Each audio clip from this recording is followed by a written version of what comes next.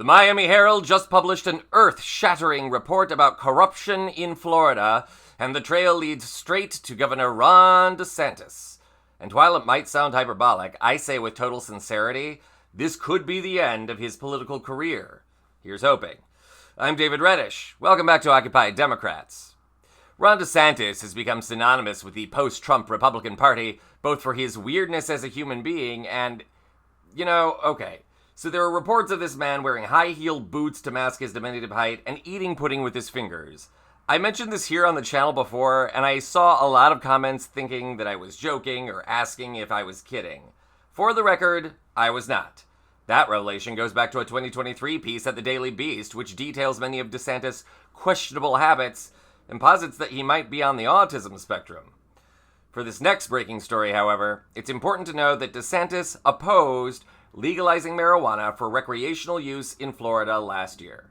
Have a look. This amendment is being written to benefit this one big weed company. It is not meant to benefit you. It's not meant to benefit the state. If the amendment passes, there would be more licensing opportunities available to diversify the market. Another big concern, DeSantis argues, is people smoking marijuana in public places. That was DeSantis late last year, ahead of the ballot measure voting. The substance is already legal for medicinal use in Florida. But what does this have to do with the end of DeSantis? Getting there. This is a complicated story. The measure to legalize weed, which was opposed by DeSantis, failed. But almost immediately, questions began to arise regarding the funding of several outside groups also spending money in opposition to the measure. That includes Hope Florida, a charity run by DeSantis' wife. Take a look. We provide you a lifeline of hope. At the end of the day, we want to help people who are suffering, and they do not know where to turn. Hope Florida, an initiative spearheaded by First Lady Casey DeSantis. We've gotten 30,000 people off welfare and saved the state of Florida $100 million. But now it's under fire for possibly funneling money into political campaigns against Amendment 3. At best, this was the inappropriate use of settlement dollars. At worst, this was fraud.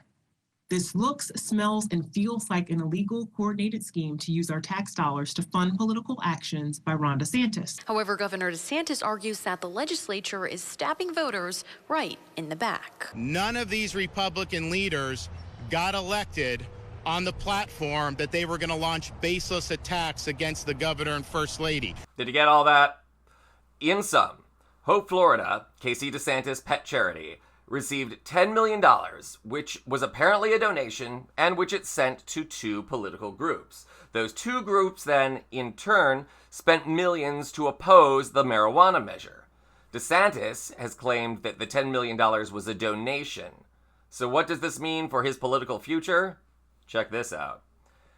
The Miami Herald now reports that the $10 million sent to Hope Florida was actually part of a larger settlement with a Medicaid provider, Centene.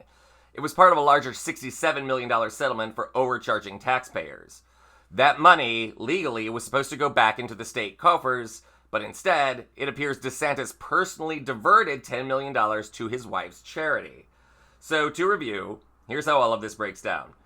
Actually, we'll let Jim DeFeed of the Miami Herald give you the lowdown. He has some graphics. Take a look.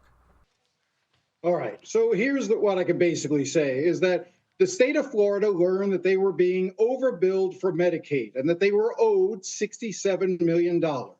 And the Ron DeSantis administration told that company, okay, return $57 million to the Florida taxpayers and send $10 million to the Hope Florida Foundation.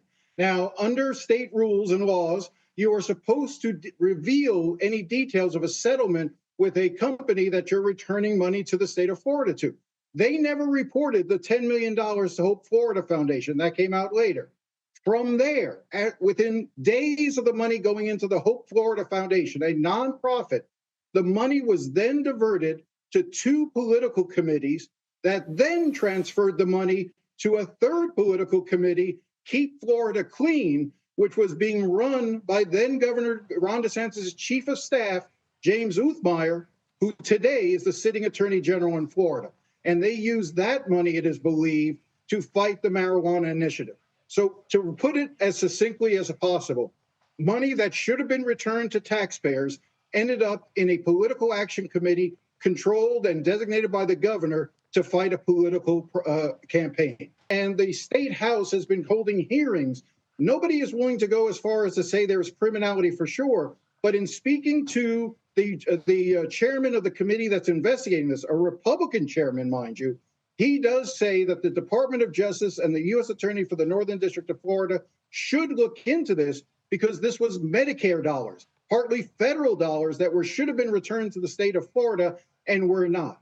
And there's a larger question here, too. Now, the governor has failed to actually address any of these issues. Hope Florida was the signature program by Casey DeSantis. And as you know, there's been a lot of speculation that Casey DeSantis wants to run for governor. And she was going to use her work with Hope Florida as the springboard, the launching pad to say, look at the good work I've done during my term as First Lady. I should be governor. Now, she hasn't declared, but there are people who think that she will. And she was going to use Hope Florida. That raises then the question of what does Hope Florida really accomplish? Hope Florida and the First Lady claim that 30,000 Floridians have been moved off of welfare to being helped by private charities and religious groups. However, they haven't provided any support for any of that. In fact, the chair of the committee that I interviewed, a Republican from Pensacola, Alex Andrade, makes clear that there is no metrics by which they've been able to ascertain whether Hope Florida has actually worked. So the bottom line, in this report, Ron DeSantis appears to have personally diverted taxpayer money to his wife's charity, which then also sent money to political groups opposing the marijuana ballot measure. Why would they do this? To hand DeSantis a political win and to set the stage for Casey DeSantis, Florida's current First Lady, to run for governor when her husband terms out. Somehow, though, we have a feeling Casey DeSantis will never sit at the governor's desk after this, at least not unless it's on Ron's lap. And it might be curtains for Ron as well. Taxpayers, even in Florida, don't much like to see their taxpayer dollars stolen.